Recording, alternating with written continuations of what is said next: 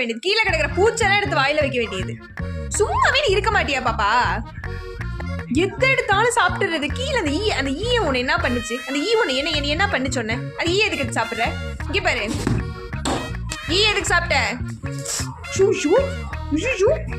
கம்பு உன்னை அடிக்கிறதுக்கு கம்பு வச்சா? நீ இந்த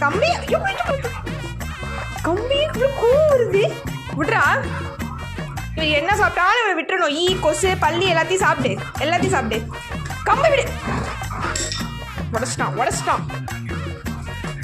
கொடுத்துறீங்கன்னு சொன்னேன். ரெண்டா உடைச்சிரு.